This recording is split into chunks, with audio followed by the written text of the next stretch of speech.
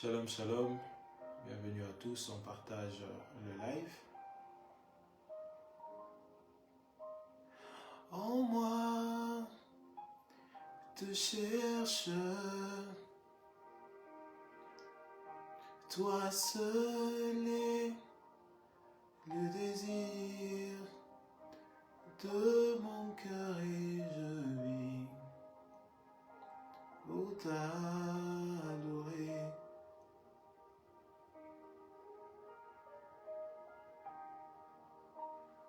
On va se donner quelques minutes, on va partager le live. Partageons le live. On va commencer dans 5-10 minutes.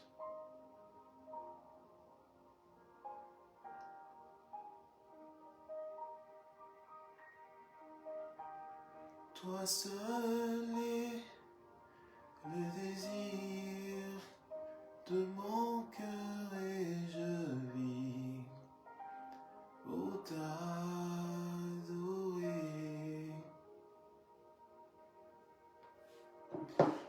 Tu es mon bouclier, ma force. Bienvenue. Partageons le live, on commence en bien peu de temps. Dites-moi si le son est ok.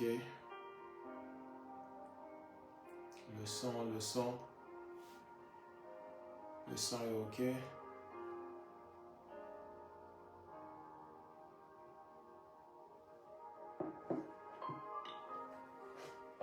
Le son est ok, le son est ok. Merci cher Saint-Esprit, merci Saint-Esprit. Esprit de Dieu, merci de nous accueillir, merci de nous accueillir encore dans ta présence, merci de nous accueillir dans ta présence. Nous t'invitons au milieu de nous, Saint-Esprit, nous t'invitons au milieu de nous, Saint-Esprit, nous t'invitons au milieu de nous, Saint-Esprit, car nous ne pouvons rien faire sans toi. Tu es le bienvenu, tu es accueilli en ces lieux, Saint-Esprit.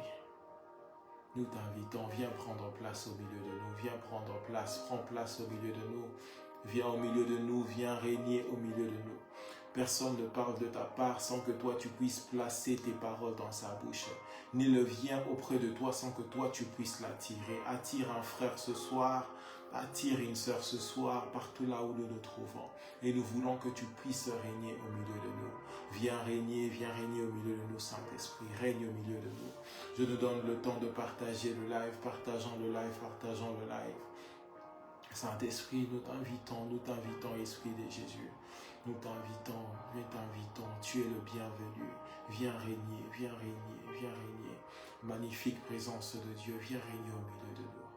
Oh, nous vivons pour t'adorer, nous sommes là pour toi et pour faire seule ta volonté. Alléluia. Alléluia. Et je vis pour t'adorer.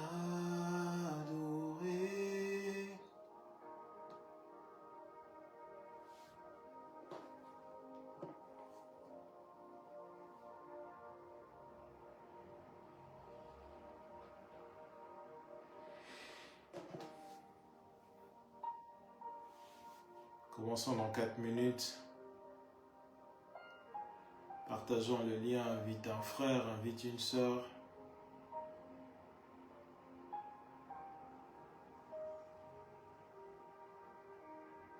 Saint-Esprit, c'est toi qui fais la différence, c'est toi qui fais la différence. Nous ne voulons pas parler de nous-mêmes, nous voulons que tu puisses parler au travers de nous. Inspire les paroles de ma bouche, inspire toute pensée qui va monter par mon cœur. Que Jésus seul soit glorifié au milieu de nous.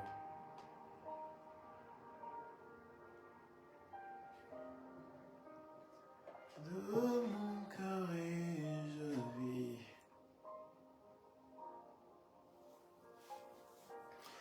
Shalom, shalom à tous. C'est un privilège pour moi d'être encore au milieu de nous. Et nous sommes là pour parler de la part du Seigneur. Je remercie toute l'équipe de Love of God pour nous avoir donné encore cette chance et cette opportunité de venir et de parler de la part du Seigneur. Notre thème du mois, c'est au pied de Christ, au pied de Jésus. Et nous allons commencer par lire notre texte. Nous allons commencer par lire notre texte qui est Luc, le verset Luc 10. On va commencer par Luc 10, à partir du verset 38, et nous allons descendre.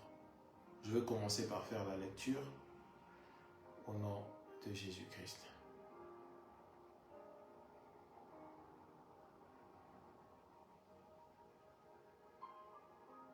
Luc 10, je commence à partir du verset 38. La Bible dit, pendant qu'ils étaient en route, Jésus entra dans un village. Là, une femme nommée Marthe l'accueillit dans sa maison. Elle avait une sœur appelée Marie. Celle-ci vint s'asseoir aux pieds de Jésus. Et elle écoutait ce qu'il disait. Pendant ces temps, Marthe était affairée aux multiples travaux que demandait le service. Elle s'approcha devant Jésus et lui dit, « Maître, cela ne te dérange-t-il pas de voir que ma sœur me laisse seule à servir? Dis-lui donc de m'aider. » Verset 41. Mais le Seigneur lui répondit, « Marthe, Marthe, Marthe, tu t'inquiètes et tu t'agites pour beaucoup de choses. Il n'y en a qu'une seule qui soit vraiment nécessaire. Marie a choisi la meilleure part et personne ne lui enlèvera. » Amen, amen. Pour le petit sommaire, ici, Jésus était arrivé dans la ville de Béthanie. En parlant déjà, Jésus se connaissait. Jésus était ami de Marthe, Marie ainsi que leur frère Lazare. Déjà, si on lit à partir déjà de Jean 15, de verset 5, nous dit que Jésus aimait.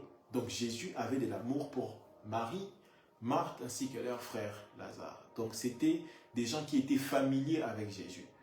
C'est une maison que Jésus visitait quand il s'est rendu à Béthanie. Et ce jour-là, il s'est rendu à Béthanie. Marthe lui a invité à la maison.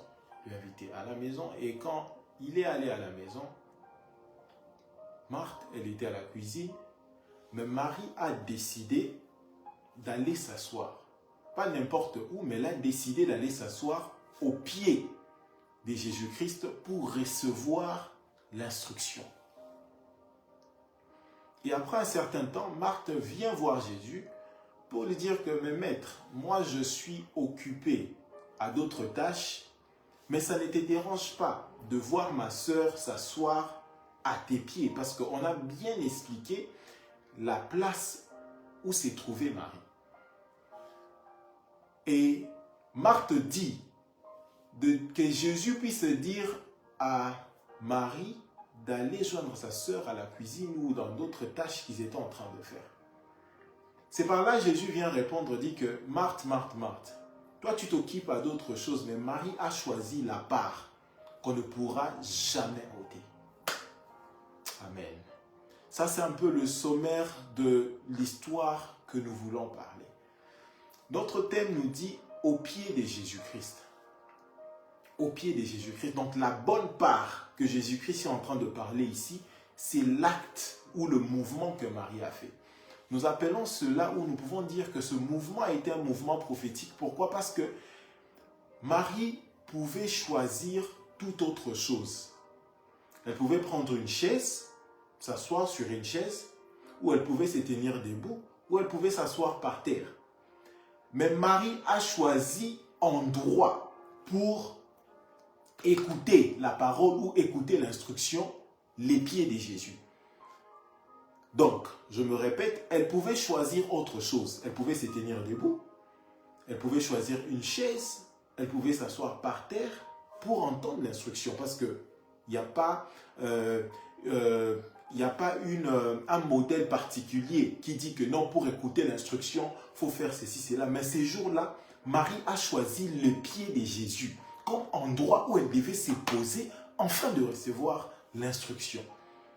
Donc les pieds de Jésus devient en fait l'endroit le plus important de ce mouvement ou de ce verset. Pourquoi? Parce qu'elle n'a pas choisi d'autre endroit.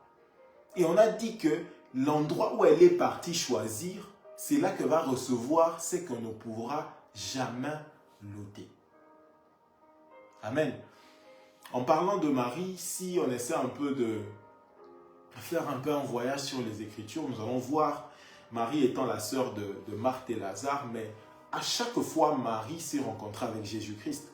Si vous allez lire, vous allez voir que Marie s'est rencontrée avec Jésus, elle avait un parfum. Elle est partie où? Elle a choisi les pieds encore pour déverser les parfums. C'est la même Marie qui a joué plusieurs rôles dans les Écritures. Mais le Seigneur a utilisé Marie aussi pour jouer plusieurs rôles dans les Écritures, pour nous montrer aussi l'importance des pieds. Alléluia. J'espère qu'on se suit très bien. J'aimerais parler d'abord premièrement de pieds comme étant la vérité de l'Évangile. Nous allons lire un texte, essayer d'avancer pour comprendre pourquoi seulement les pieds. Parce que c'est là où elle a reçu l'instruction. On va lire un verset, Ésaïe 66.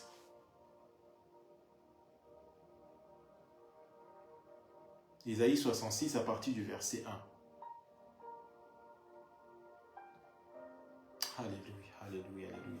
Ésaïe 66, le verset 1. La Bible me dit: Ainsi parle l'Éternel, le ciel est mon trône, la terre est mon marchepied.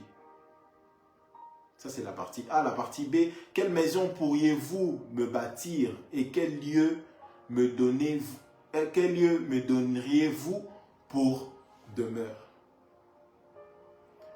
Il commence ici en disant que, déjà, on doit souligner, Jean 4, 24, l'Écriture nous dit que Dieu est esprit et ceux qui doivent l'adorer en esprit et en vérité.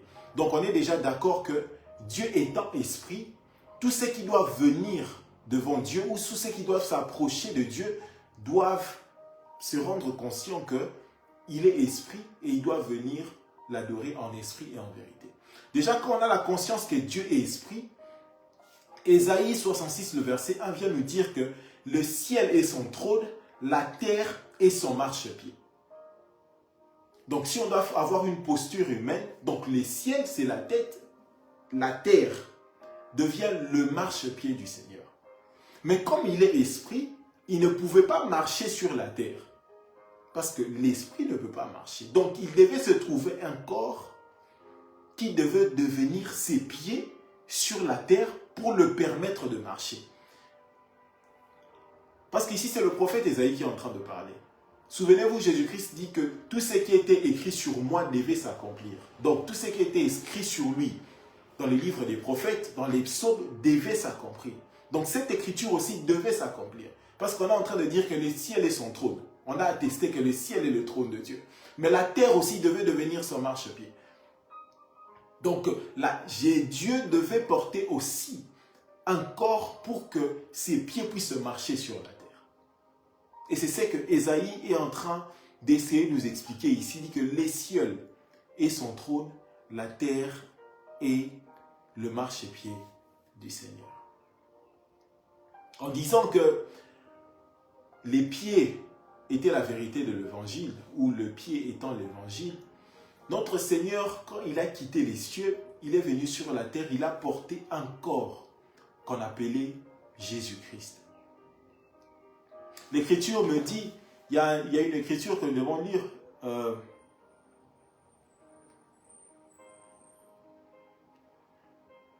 Luc, à partir du verset, Luc 8, le verset 1.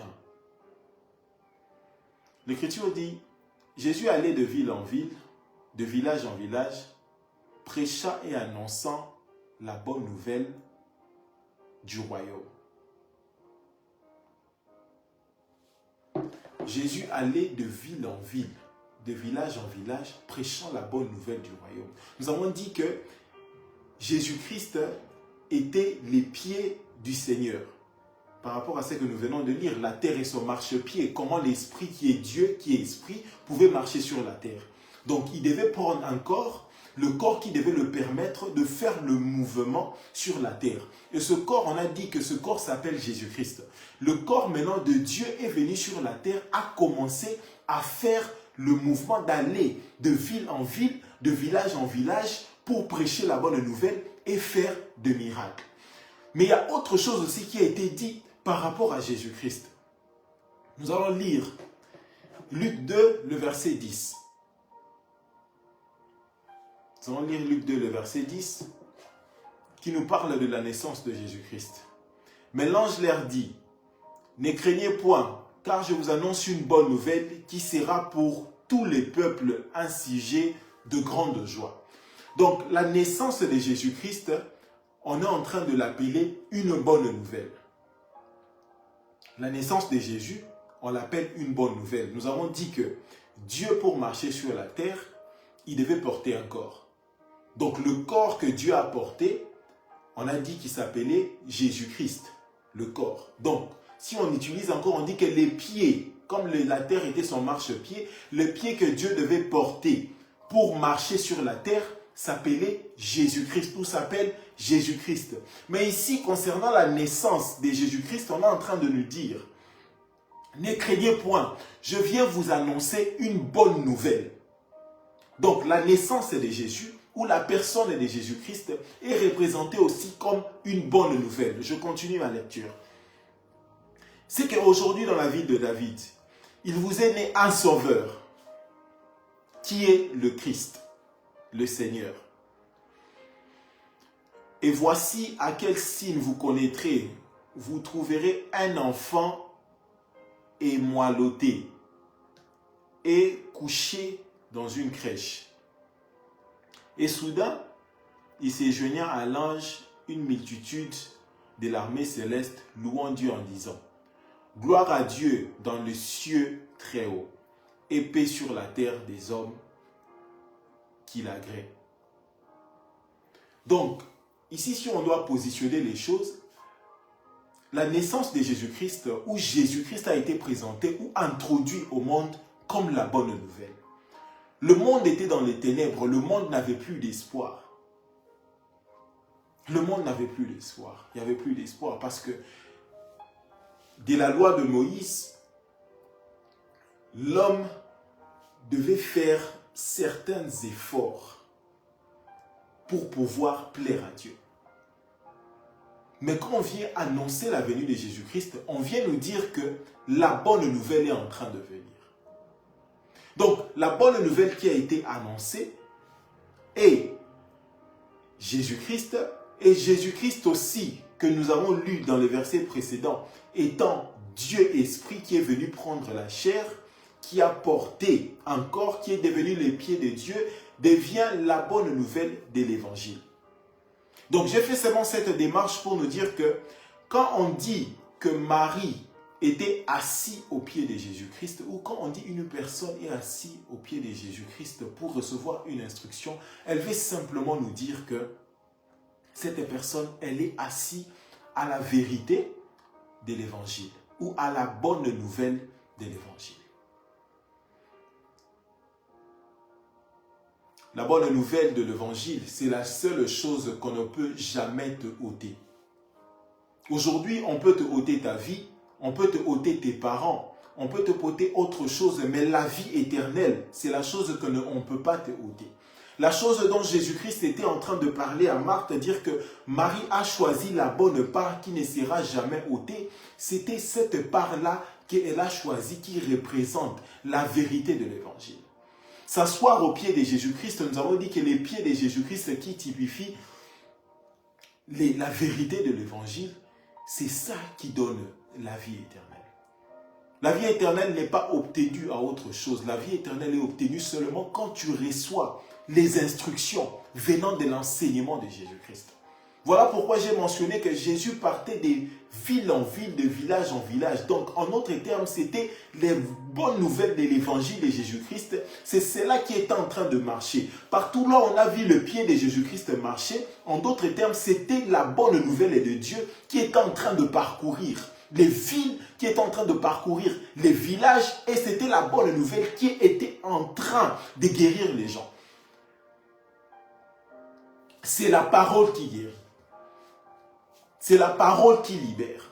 C'est la parole qui sauve. Il n'y a aucune autre chose qui peut te sauver. Il n'y a aucune autre chose qui peut te guérir. Il n'y a aucune autre chose qui peut te sortir de tes situations. Seule la parole. Seule la parole. Nous allons lire pour avancer. Ésaïe 52, le verset 7. L'Écriture dit, qui sont beaux sur les montagnes, le pied de celui qui apporte des bonnes nouvelles, qui publie la paix. Celui qui apporte la bonne nouvelle et qui publie le salut de celui qui dit à Sion, ton Dieu règne. Donc la bonne nouvelle, elle est collée au pied. La bonne nouvelle, elle est collée au pied. Ici, on est en train de dire qu'on dit beau. On dit qu'ils sont beaux sur les montagnes, les pieds de celui qui apporte la bonne nouvelle. On peut nous dire qu'il y a d'autres personnes qui n'ont pas de pieds. Comment ils vont apporter la bonne nouvelle? Parce que si les pieds typifient seulement les pieds physiques. Voilà pourquoi nous sommes en train de représenter les pieds ici. Les pieds, c'est la bonne nouvelle de l'évangile. Donc que tu aies les pieds physiques, que tu n'aies pas les pieds physiques, quand on est en train de parler des pieds ici, on est en train de parler de la bonne nouvelle. On est en train de parler de la prédication de Jésus-Christ. On est en train de parler de la saine doctrine. On est en train de parler de la parole qui a été faite chair. Cette parole, elle est Jésus-Christ. Cette parole, elle est Jésus-Christ. Voilà pourquoi l'instruction a été donnée. Allez. On nous a donné l'instruction d'aller et de faire des nations des disciples. Mais comment tu vas aller? Comment tu vas aller? Parce que d'autres diront, je n'ai pas des pieds, comment je vais aller? Voilà pourquoi Jésus-Christ nous a équipés, nous a donné l'instruction et il nous a donné ses pieds pour nous dire que allez, faites de toutes les nations des disciples. Il nous a donné ce pied, les pieds qui représentent la bonne nouvelle de l'évangile. Voilà pourquoi même ce soir, je peux me présenter devant vous pour vous dire que le meilleur endroit au monde pour y rester, c'est le pied de Jésus-Christ. En disant le meilleur endroit pour rester, les pieds, je veux dire que le meilleur endroit pour rester, c'est dans la parole de Dieu. C'est dans la vérité des choses de Dieu. Aujourd'hui, il y a beaucoup de vents de doctrine. Aujourd'hui, il y a beaucoup de choses qui se disent. Aujourd'hui, il y a beaucoup de pratiques qui se font. Mais une personne qui veut préserver sa vie éternelle, parce que Christ est en train de dire à Marthe que Marie a choisi la bonne part qu'on ne pourra jamais lui ôter, pour rester ou demeurer dans un endroit où on ne pourra jamais ôter la bonne part, c'est la personne qui demeure dans la parole de Dieu. C'est dans la parole de Dieu qu'on reçoit les instructions. Et on trouve tout dans la parole de Dieu. Dieu savait qu'il allait avoir la technologie. Dieu savait que les choses allaient avancer, les choses allaient évoluer. Mais lui, il demeure le même hier, aujourd'hui, éternellement. Voilà pourquoi il dit que la parole, ou lui, il a dit « I am the same now ». Donc je suis le même, hier, aujourd'hui et éternellement. Donc il n'y a aucun vent de doctrine, il n'y a aucune génération, il n'y a rien qui peut empêcher ou qui peut venir changer la parole de Dieu. La bonne part qui ne sera jamais ravie. La bonne part qui ne sera jamais ravie. C'est celle-là, c'est ça, c'est cette parole, c'est là où toi tu dois t'asseoir. Comme Marie qui a fait le bon choix. Marie a fait le bon choix de choisir cet endroit. Pas autre part, mais elle a choisi les pieds. Les pieds qui représentent cette vérité. Les pieds qui représentent cette parole pour recevoir l'instruction. Parce que Jésus-Christ faisait rien d'autre. Les pieds faisaient rien d'autre ce jour-là. Les pieds donnaient que les instructions. Donc pour recevoir les instructions sortant de la bouche de Dieu, tu dois t'asseoir au pied. Et le pied, nous disons que le pied, c'est la vérité de l'évangile. Quand tu es assis sur l'évangile, quand tu es assis sur les pieds, c'est là maintenant que tu commences à recevoir les instructions. C'est là que tu reçois les instructions. C'est là que tu reçois les instructions. Et ce qui s'assoit au pied devient intime de Dieu. Ce qui s'assoit au pied devient intime de Dieu. J'ai envie de développer une relation avec Dieu. J'ai envie de marcher avec Dieu. Pour marcher avec Dieu, la première des choses que tu dois faire, tu dois venir t'asseoir au pied. Tu ne sais pas prier, tu ne sais pas comment adorer Dieu, tu ne sais pas comment faire les choses de Dieu. Marie est venue encore nous montrer une autre démarche. Judas Iscariote s'est plaigné. Il dit, mais ce parfum, on pouvait faire autre chose avec. Mais Jésus-Christ est entré, il dit, non, non, non, non. Marie a compris que pour avoir la révélation de l'adoration, je dois poser un acte prophétique. Donc la révélation, ce qu'elle a fait, c'était un acte d'adoration. Pour avoir la révélation de poser cet acte, elle devait d'abord venir au pied. Parce que même le parfum qu'on est en train de dire, elle pouvait poser ça sur toute autre partie du corps. Là, Jésus-Christ est en train de parler d'ensevelissement. Je ne veux pas ouvrir cette branche. Mais j'entends dire que le parfum que Marie avait jeté sur le pied de Jésus, elle pouvait poser ça sur une autre partie du corps. Les parfums, on peut mettre sur les habits.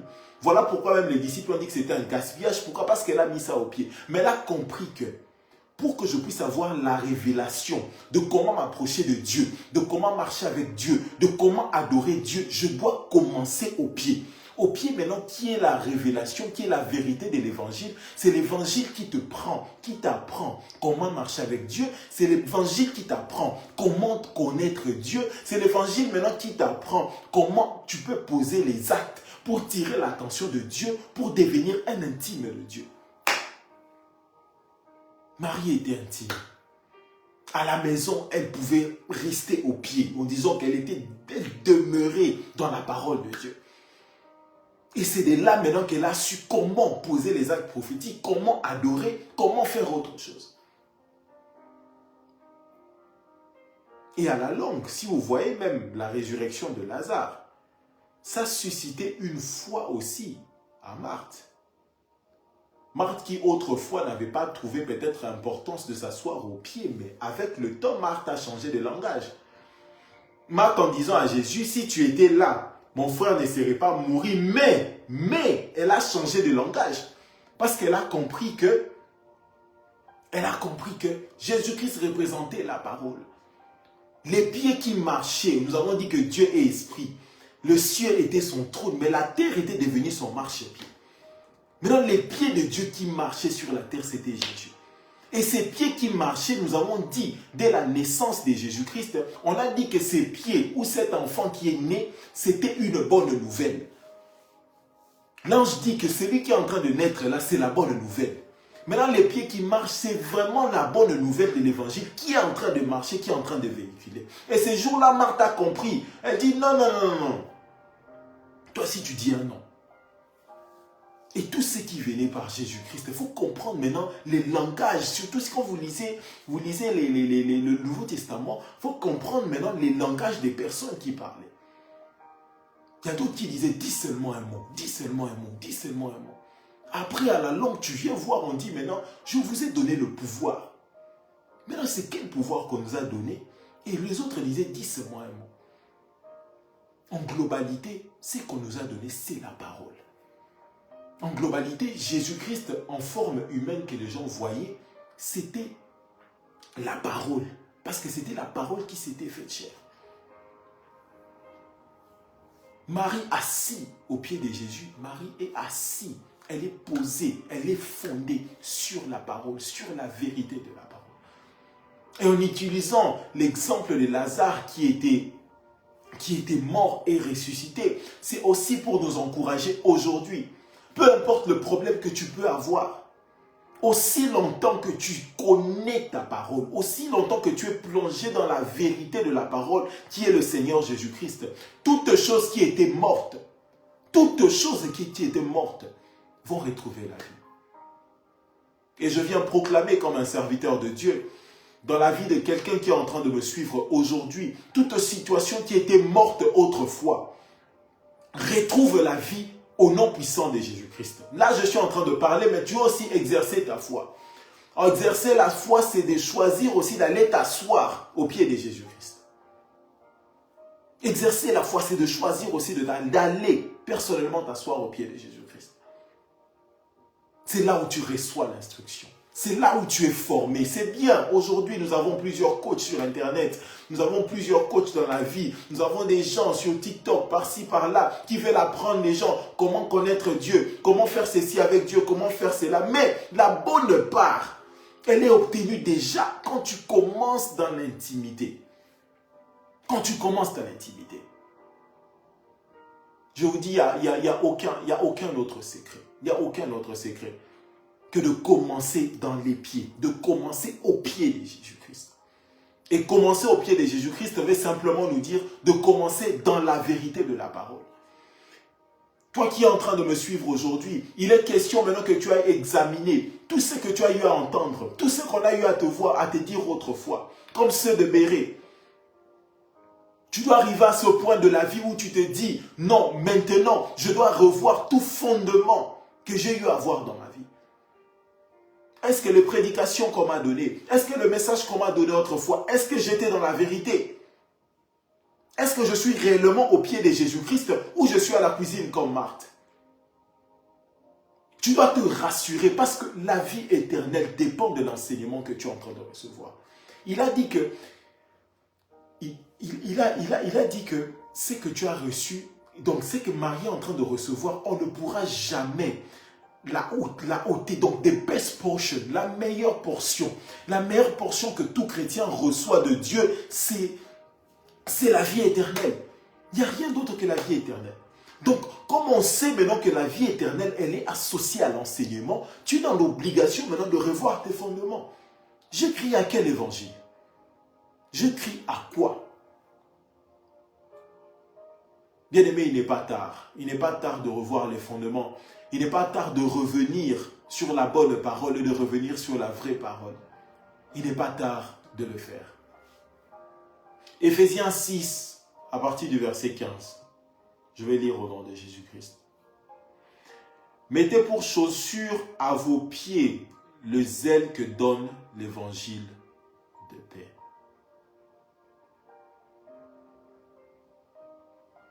Mettez pour chaussure à vos pieds le zèle que donne l'évangile de paix. Donc, l'apôtre Paul aussi vient amplifier un message parce que la Bible se complémente. Donc, ce qui a été écrit là-bas, l'autre va prendre et puis il va le dire, mais dans une autre manière parce que Dieu se répète toujours.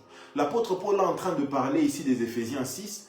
Il est en train de dire maintenant que sur les pieds, il faut mettre les chaussures, les ailes que donne l'évangile. Donc ça nous ramène encore à dire que les pieds, c'est ça la parole qui donne l'évangile de paix. Je ne sais pas où tu es en train de chercher ta paix, je ne sais pas où tu es en train de trouver ta paix. Je nous ramène encore à la parole. Aujourd'hui, mon rôle est vraiment de nous ramener à la parole. De nous ramener à la parole. C'est bien beau de dire aux choses, ou de dire des choses qui peut réjouir nos cœurs. Mais le plus important, c'est de rentrer dans les fondements bibliques. C'est de rentrer dans le fondement biblique. Tu dois rentrer où Dieu est en train de t'attendre. Et Dieu t'entend premièrement dans sa parole. Nulle part ailleurs que dans sa parole. Nulle part ailleurs que dans sa parole. Nulle part ailleurs que dans sa parole. Luc 2, à partir du verset 14. Nous allons lire au nom de Jésus. Je vais chercher. Que ce temps soit aussi un temps de réflexion pour toi. Toi qui as marché avec Dieu autrefois, tu n'as pas trouvé la nécessité de t'asseoir à ses pieds. Tu n'as pas trouvé la nécessité de t'asseoir ou de t'emprigner sur sa parole. Aujourd'hui, Dieu te donne l'opportunité. Luc 2, le verset 14. Gloire à Dieu au plus haut des cieux, et paix sur la terre, homme qu'il aime. On dit gloire à Dieu au plus haut des cieux, et paix sur la terre. Paix sur la terre, ô homme qu'il aime. Donc la paix, elle est venue sur la terre au travers de la bonne nouvelle que nous sommes en train d'annoncer aujourd'hui. Et cette bonne nouvelle, c'est la bonne nouvelle qui ramène l'homme peu importe le tas que tu avais, la bonne nouvelle, c'est celle qui te ramène. La bonne nouvelle nous dit que Dieu est saint. Et ceux qui veulent vivre avec Dieu, ceux qui veulent marcher avec Dieu, doivent vivre une vie de sainteté.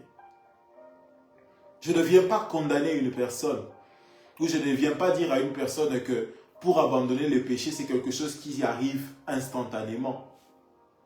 Mais je viens te dire, le jour que tu choisis de marcher par rapport aux instructions que tu es en train de recevoir, parce que Marie était assise au pied pour entendre l'instruction.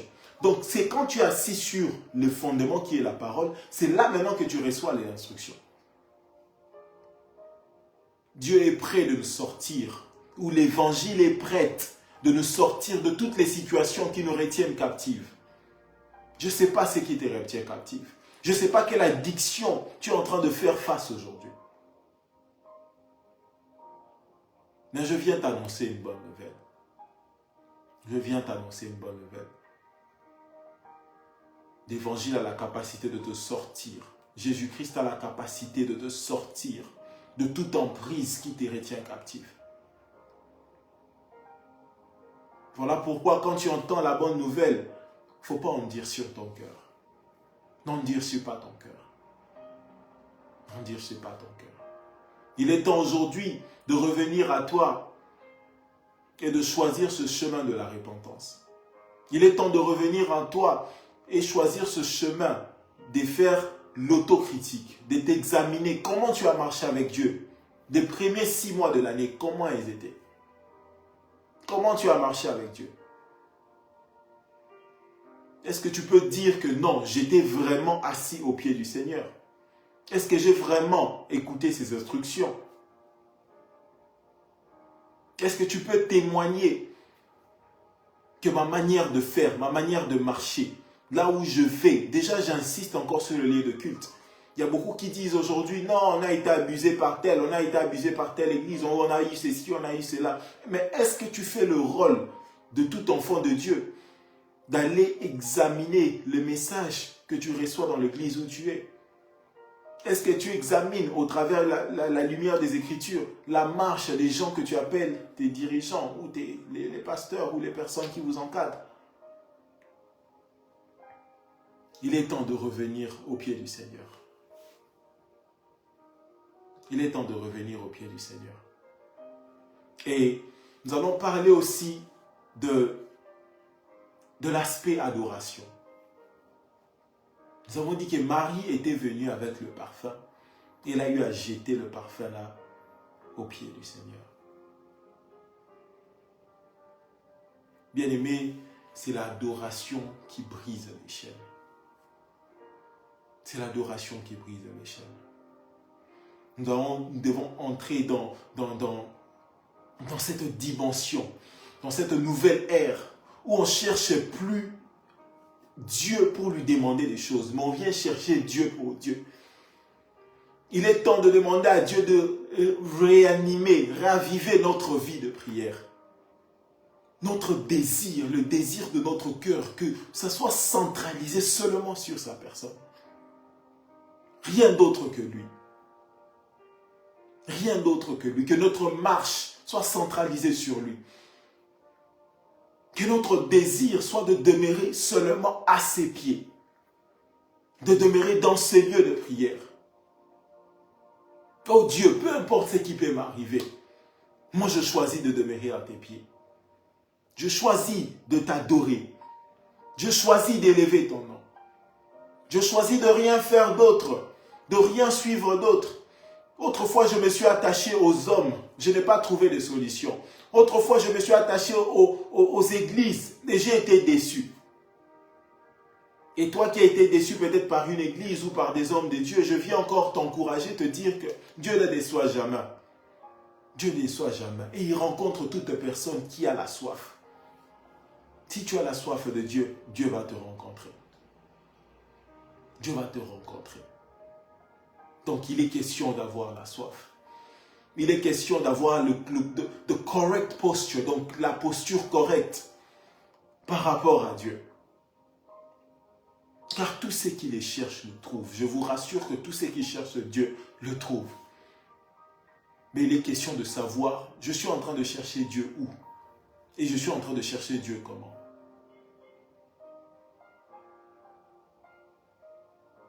À tes pieds pour t'adorer. Nous venons à tes pieds pour te chercher. Nous acceptons la vérité de l'évangile. La vérité de l'évangile. Nous comprenons que la vérité de l'évangile, elle est présentée par Jésus-Christ. Jésus-Christ étant cette vérité, nous devons s'imprégner de lui. Nous devons porter cette vérité dans nos cœurs.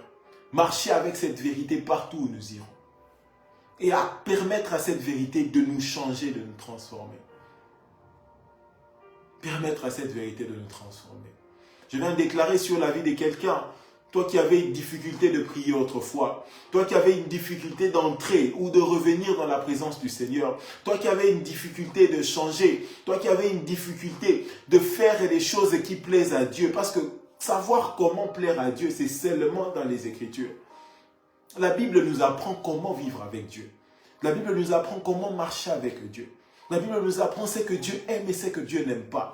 Toi qui avais cette incapacité de faire la volonté de Dieu. Je viens prier au nom puissant de Jésus-Christ. Que le Dieu qui est esprit, que le Dieu qui part au-delà du live, comme il est esprit, il est avec toi. Qu'il puisse te toucher, qu'il puisse t'aider à commencer à faire sa volonté. À commencer à te sacrifier de ton temps pour le chercher. À sacrifier de ton temps pour t'asseoir à ses pieds et entendre de sa part. Recevoir l'instruction qu'il a te donnée. Recevoir l'instruction qu'il a te donnée. Alléluia. Et pour finir, j'aimerais mentionner l'instruction qui nous a été donnée tous. Il a dit, allez, faites de toutes les nations mes disciples. Partager la bonne nouvelle est un ordre. Il nous a dit, allez et faites de toutes les nations les disciples. C'est une instruction que les apôtres ont reçue, mais nous, comme nous sommes aussi ceux qui viennent après les apôtres, cette même mission, elle est nôtre. Voilà même le rôle de notre page de Love of God. C'est pour propager cette bonne nouvelle. C'est pour parler du Seigneur. Voilà pourquoi même quand on commence nos lives, on dit partager le live. Inviter un frère, inviter une sœur. C'est parce que peut-être de ta bouche, cette personne ne peut pas entendre l'évangile. Peut-être tu n'es pas assez knowledgeable ou tu n'as pas assez de connaissances pour parler de Dieu. Mais quand tu connectes une personne qui ne connaît pas Dieu à un message comme celui-ci, tu es en train de jouer le rôle de partager la bonne nouvelle. Tu n'as pas besoin de connaître toute la Bible.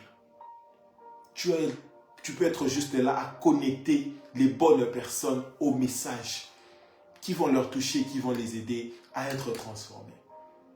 L'instruction, elle est là et l'instruction, elle est claire. Et Dieu nous a donné ses pieds, comme nous disons. Dieu nous a donné ses pieds, comme nous avons dit que la vérité de l'évangile qui est les plaies du Seigneur. Il nous a donné ses pieds pour aller avec, pour marcher avec. Comme lui l'a fait de ville en ville, de village en village. Nous de même, on a reçu la même instruction d'aller de ville en ville, de village en village. Pour recevoir. De ville en ville, de village en village. Avec ce message. Pour gagner des âmes à Jésus-Christ.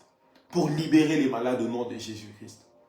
Ce qui donne la puissance. Je vois, il y a beaucoup qui partent chercher la puissance. C'est vrai, tu peux la recevoir par imposition de main. Mais la première puissance, elle est obtenue au travers de la parole. La parole va t'équiper même quand tu pars dans les champs de mission. Au nom de Jésus-Christ, tu sais comment te tenir. Tu sais comment avoir de l'autorité. Tu sais comment te faire obéir. Tu sais comment gagner des terrains pour Jésus-Christ. Donc, to summarize, pour donner un sommaire de ce que j'ai dit, la vérité de l'évangile, c'est ça, être au pied du Seigneur Jésus-Christ.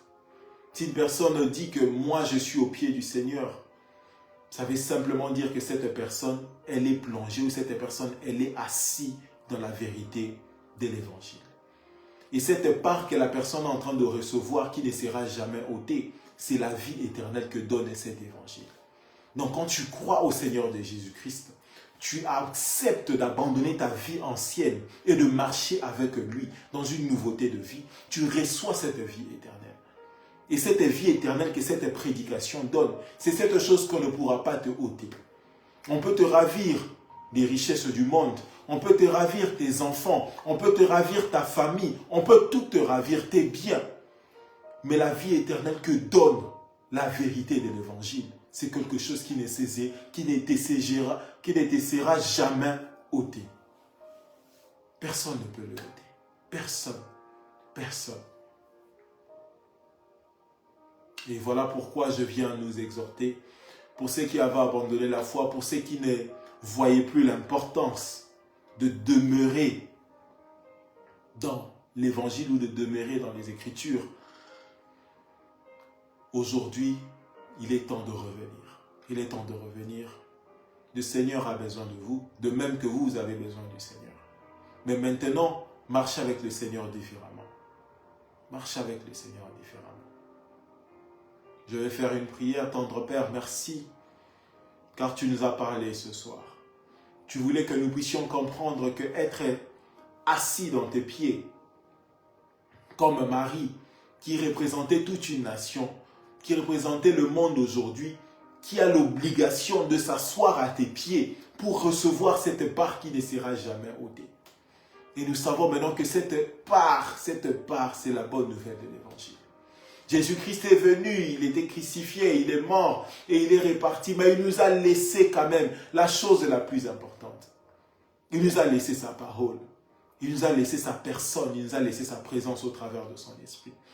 Saint-Esprit, équipe, touche à chacun de personnes qui tombera sur cette vidéo. Je sais que ce message n'est pas pour tout le monde, mais les personnes que tu as disposées, les personnes que tu as choisies, qui puissent suivre ces messages, quand ils vont entendre ces messages, quand ils vont écouter ces messages, touche leur cœur et ramène leur cœur à toi, ô Père. Que toutes personnes qui avaient des difficultés de lire, toutes personnes qui avaient des difficultés de prier, toutes personnes qui avaient des difficultés de demeurer à tes pieds, ô Dieu de Père, que tu puisses les reconnecter au nom puissant de Jésus. Que nous puissions être reconnectés à toi, reconnectés à la source, parce que la source c'est toi Jésus. La source c'est ta parole. Toute personne qui est déconnectée de ta parole est déconnectée de toi. Reconnecte-nous. Reconnecte-nous à ta parole. Increase, remets en nous la soif de ta parole, la soif de demeurer dans la vérité de l'évangile. Et enfin que quand tu reviendras, que tu puisses trouver une épouse qui est prête. Quand tu reviendras, que tu puisses trouver qu'on a la part, cette part qui ne sera jamais ôtée. C'est au nom de Jésus-Christ que j'ai ainsi prié et j'ai dit Amen. Shalom où vous trouvez, que Dieu nous bénisse tous. N'hésitez pas de partager la vidéo afin que d'autres personnes aussi puissent être bénies au nom de Jésus-Christ. Merci. À la prochaine.